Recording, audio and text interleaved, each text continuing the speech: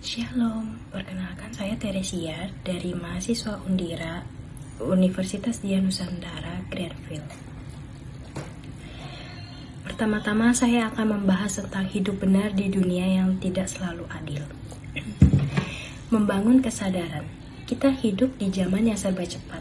Informasi datang tanpa henti. Media sosial membentuk opini, emosi, bahkan nilai hidup.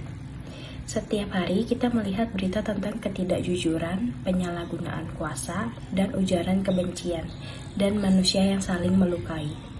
Di tengah semua itu, muncul satu pertanyaan penting. Apakah etika Kristen masih relevan di dunia modern? Dunia yang mengubah standar kebenaran.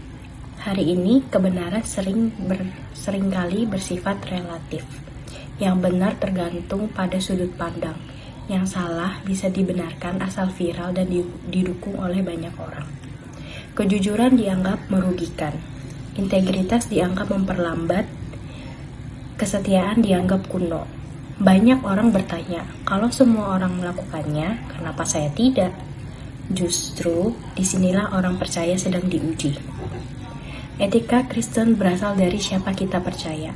Etika Kristen bukan sekedar aturan perilaku. Etika Kristen lahir dari relasi dengan Allah. Roma 12 pasal 2 berkata, apakah kamu menjadi serupa dengan dunia ini, tetapi berubahlah oleh pembaharuan budimu. Artinya, standar hidup kita untuk menyesuaikan diri kepada dunia, tetapi untuk menghadirkan kerajaan Allah di tengah dunia. Etika Kristen dalam kehidupan nyata, seperti di tempat kerja, ketika orang lain memanipulasi data demi target, etika Kristen mengajak kita tetap jujur, bukan karena mudah, tapi karena benar. Di media sosial contohnya, saat kebencian lebih cepat viral daripada kasih, etika Kristen menuntut kita untuk berhati-hati dalam berkata-kata, dan berani diam bila perlu. Dalam relasi, ketika dunia mengajarkan untuk balas setimpal, Kristus mengajarkan pengampunan. Bukan berarti membenarkan kesalahan, tetapi memilih kasih daripada kebencian. Mari kita bahas dari isu terkini, yaitu krisis moral dan identitas. Kita hidup di masa krisis identitas. Banyak orang yang tidak tahu lagi siapa mereka dan untuk apa mereka hidup. Tekanan untuk diterima membuat orang mengorbankan nilai hidup mereka. Namun etika Kristen mengingatkan kita, identitas bukan ditentukan oleh dunia tetapi oleh Kristus. Kita adalah ciptaan Allah, dipanggil untuk hidup kudus. Bukan untuk terlihat sempurna, tetapi untuk memuliakan Tuhan. Apa yang didapat dari kita jika kita hidup benar? Harga yang kita dapat adalah hidup benar justru tidak membawa pujian. Kadang justru penolakan, kadang justru kesendirian. Yesus sendiri berkata, setiap orang yang mau mengikut aku harus menyangkal dirinya. Etika Kristen menuntut keberanian. Keberanian untuk berkata tidak kepada semua orang dan berkata iya. Tetapi Tuhan tidak pernah menyia-nyiakan ketaatan umatnya.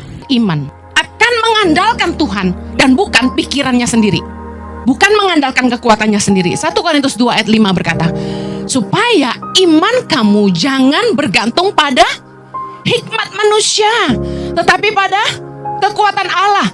Dengerin, kalau kita pakai logika, pikiran kita terlalu banyak masalah yang gak bisa selesai dengan pikiran kita.